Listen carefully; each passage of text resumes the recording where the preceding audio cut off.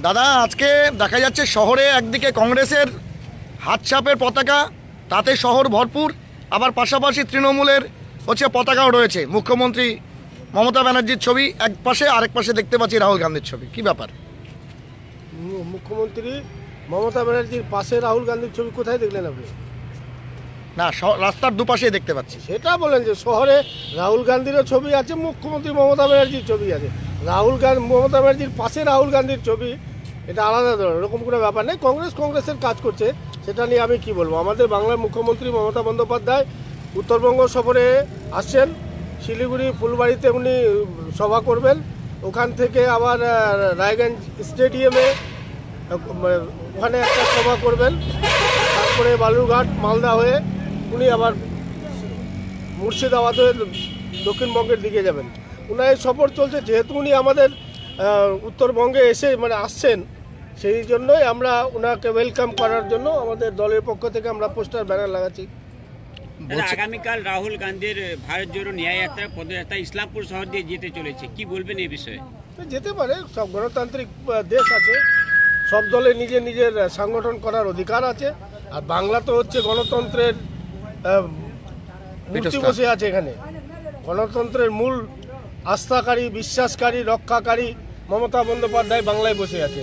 তো বাংলাতে তো অবাধ। বাংলা যখন আমরা বিজেপির মতো সাম্প্রদায়িক দলকে আটকাতে যায় না, সে তার কার্যক্রম করছে, যদিও ধর্মীয় বিভাজনের কাজ করছে ও সবসময়, তাও তো মমতা বন্দ্যোপাধ্যায় তাদেরকেও আটকাতে যায় না। তো অন্য যারা গণতান্ত্রিক ধর্মনিরপেক্ষ দল আছে, তারা যদি তাদের প্রোগ্রাম করে, তাতে আমাদের কি অসুবিধা আছে? করুন।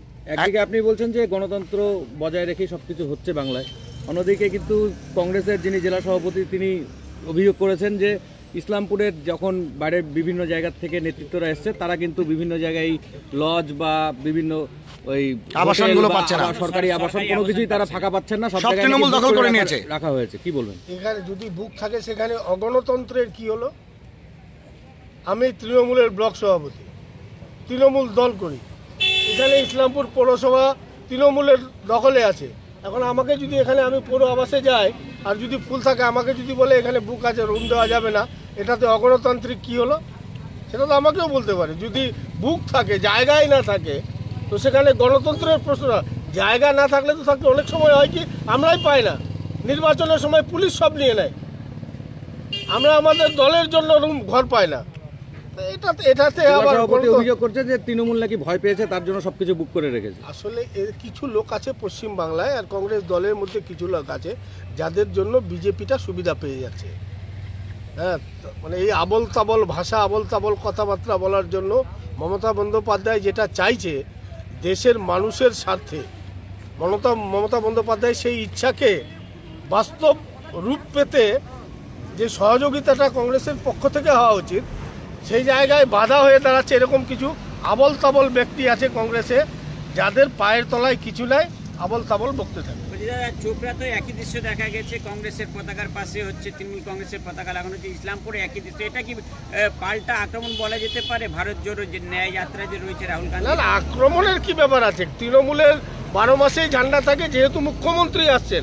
মুখ্যমন্ত্রী যদি না আসতেন তাহলে আমাদের সেরকম কোনো ব্যাপার ছিল। যেহেতু মুখ্যমন্ত্রী আসছেন, তো আমরা আমাদের দলের পক্ষ থেকে, যদিও তিনি সরকারি কর্মসূচি পালনের জন্য আসতেছেন, যেহেতু আমাদের নর্থ বেঙ্গলে আসেন, আমাদের নৈতিক দায়িত্ব ওনার নির্দেশ এবং ওনার আদর্শকে পাথেয় করে ওনার দ্বারা যে দল তৈরি হয়েছে, সেই দলের আমরা সৈনিক।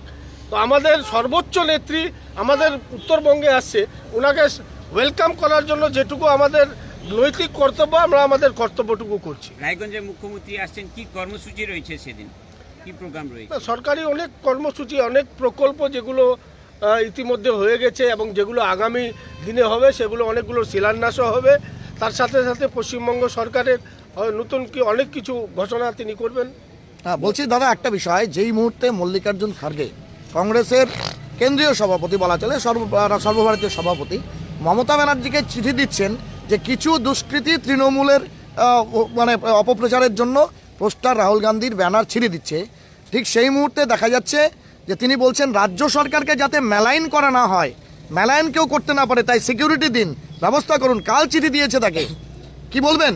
সেই মুহূর্তে তো আবার স্থানীয় নেতৃত্বরা, জেলা নেতৃত্বরা কংগ্রেসের, তারা বলছেন রাহুল গান্ধীর পেছনে ভয় পেয়ে পড়ে গেছে তৃণমূলের নেতা নেত্রীরা। কিছুক্ষণ আগে তো আপনাকে বললাম, কিছু অপ্রাসঙ্গিক নেতা আছে কংগ্রেসে, যারা জনগণের কাছে অপ্রাসঙ্গিক হয়ে গেছে।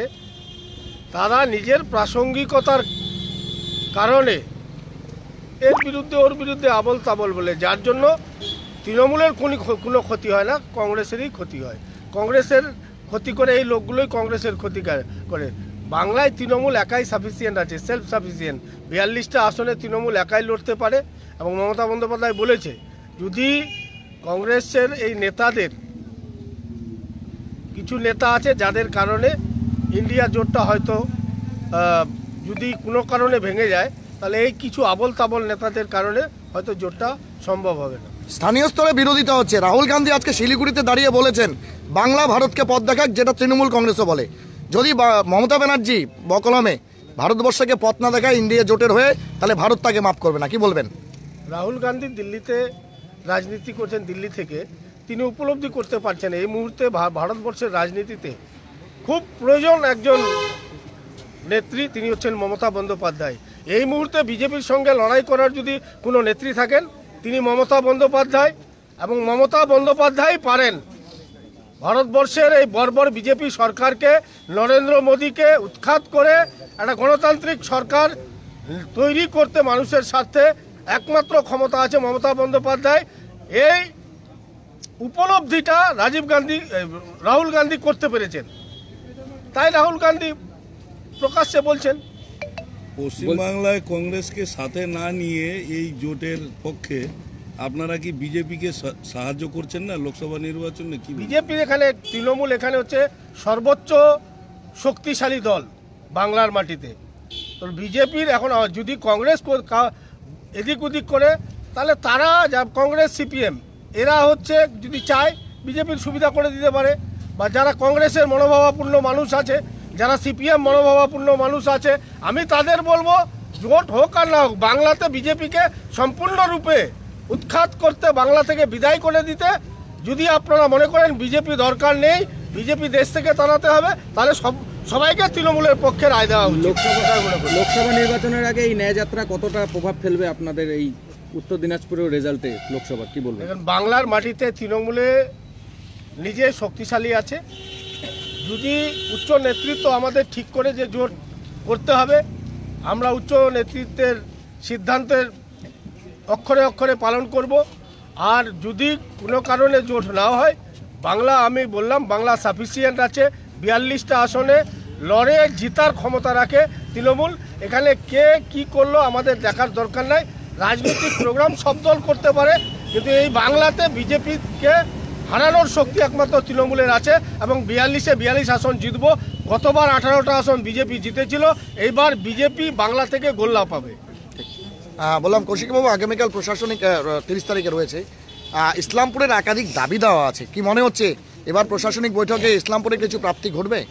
অবশ্যই প্রাপ্তি ঘটবে। মাননীয় মুখ্যমন্ত্রী মমতা বন্দ্যোপাধ্যায় সব ধরনের ভাবে ইসলামপুরকে অনেক কিছু দিয়েছে। সুপার স্পেশালিটি হসপিটাল থেকে আরম্ভ করে ITI কলেজ, পলিটেকনিক কলেজ, অনেক কিছু না চাইতেই ইসলামপুরবাসীকে দিয়েছে। তো ইসলামপুরবাসী কথা মাথায় রেখে, ইসলামপুর সাব ডিভিশনের কথা মাথায় রেখে মমতা বন্দ্যোপাধ্যায় অনেক কিছু দিয়েছে। কিন্তু যারা মমতা বন্দ্যোপাধ্যায়ের এই দাওয়াকে, যারা অন্য ধরনের পলিটিক্স করতে চায়, নিজের লাগিয়ে মমতা বন্দ্যোপাধ্যায়ের প্রাসঙ্গিকতাকে নষ্ট করতে চায়, সেইভাবে দলও বা সরকারও, আমাদের সরকার, আমাদের দল সেগুলোকে হচ্ছে পাত্তা দেয় না। মমতা বন্দ্যোপাধ্যায় আমাদের দলের শেষ কথা, আমাদের দলের সুপ্রিমো, উনি মুখ্যমন্ত্রীও আমাদের রাজ্যের।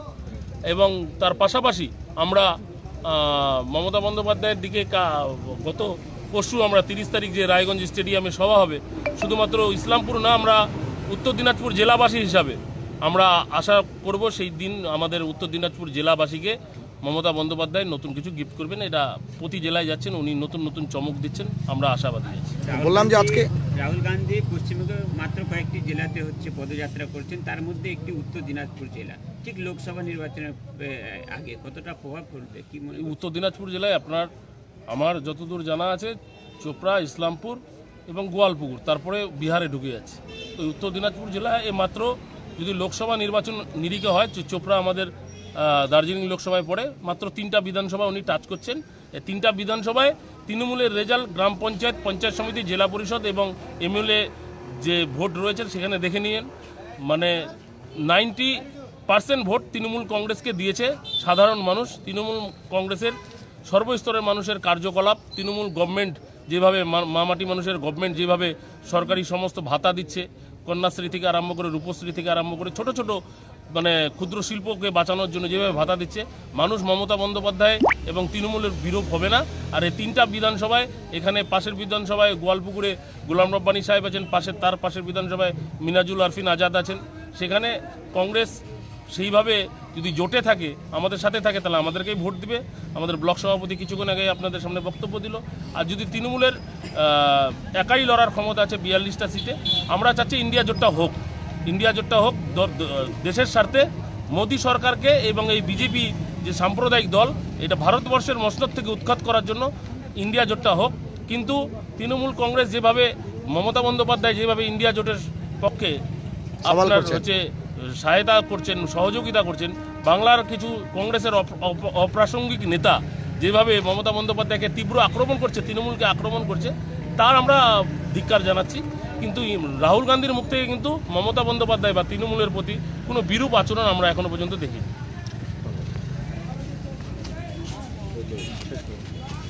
কোথায় আছে?